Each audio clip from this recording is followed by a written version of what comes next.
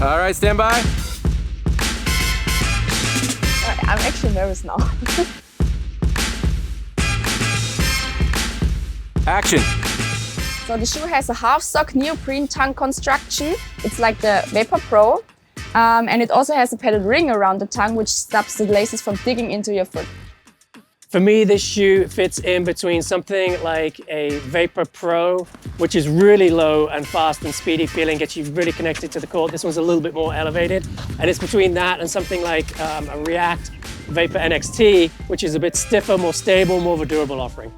Normally, I play in the Nike Vapor Pros. Compared to this shoe, I found that they are a little bit heavier and I feel like I'm higher on the ground.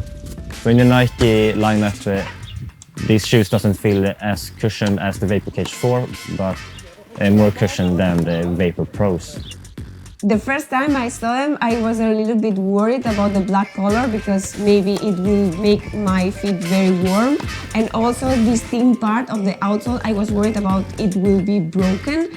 But then when I go on court, I feel them very breathable and the thin part didn't break. So you don't have to worry about that.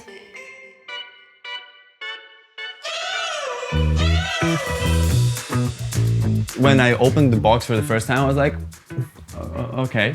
But then when we got on the court and started playing and moving around, both clay and hardcourt, I was like, okay, I'm starting to really dig this shoe. Yeah, but the look, it's not the most exciting one, let's say, you know, it's just all black. I've seen some other more colorful versions of this shoe that Nike offers, and I think those are more exciting. I'm still a kid inside, so I want more colors, you know, on it. Yeah.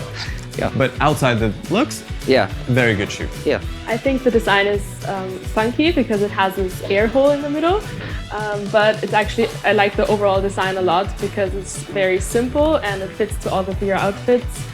Yeah, I like it.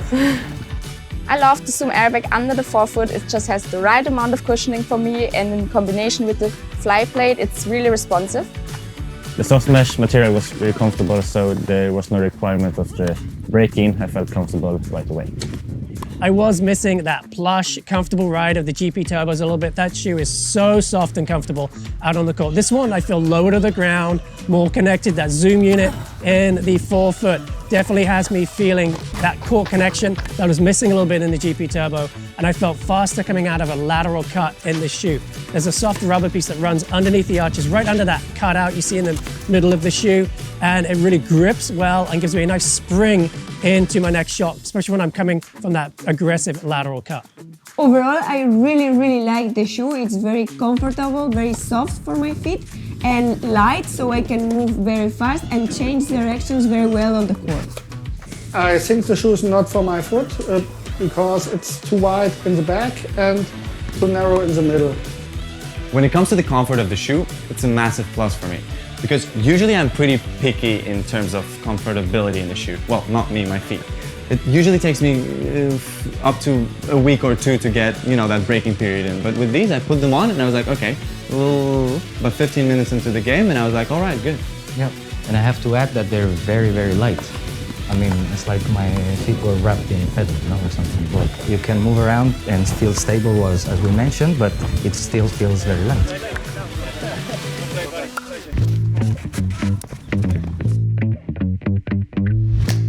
The lace system of this shoe does a pretty good job of locking my feet in. I wouldn't say it's quite as good as the finger system that we had on the Vapor 995. I really love the way that shoe just hugged my feet. This one though, especially through the midfoot, I get a pretty good lock in and there's enough padding in the tongue that I can pull the laces tightly without it hurting my feet.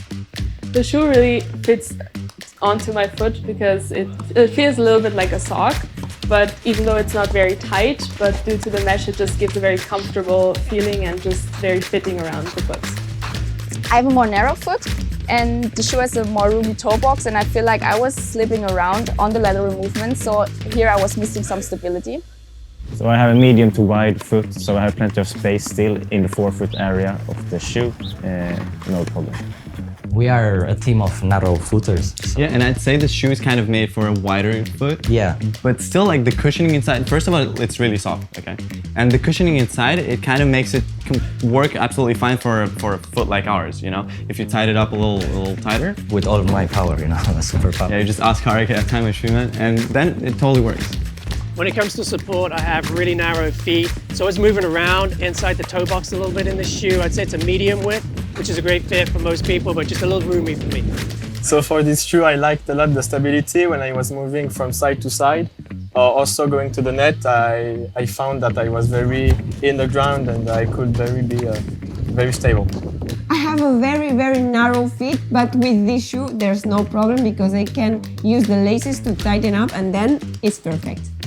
Ideally, the heel could have been more cushioned, but the benefit is I felt really low to the ground. On clay, I was able to slide a lot, but it wasn't a slippery feeling, just that I had the right tackiness on the court when running, but I was still able to slide when I had to get to the ball quick. So one of the things that I absolutely loved about the shoe is the traction, because especially on clay, where it's a little more slippery, so traction is quite important there. It's almost like the shoe is glued to the ground. So whenever you need to make a really quick side movement, this thing has you covered. It almost makes you seem more nimble, and at the same time, it doesn't prevent you from sliding on the court. That's true. Like, I love being on the dirt. I'm like a pig, I feel at home on the dirt because I love sliding, but this didn't prevent me from doing that. So that was good. And plus the floor is like totally flat, it's continuous. So you have at the same time a lot of grip. So it was just great. Yep, yeah, for sure.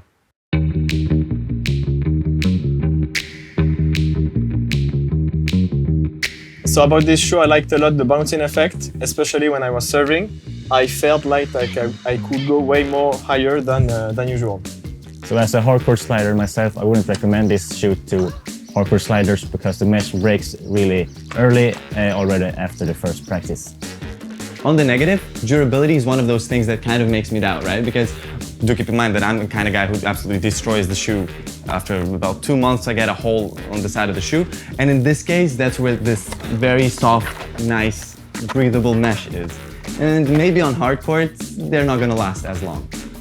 But if you mainly play on clay court, it's not gonna be an issue. Yeah, and if you're a casual player who plays 2 times per week, durability might not even be a problem for you at all. I recommend the shoe for people who like soft and light shoes.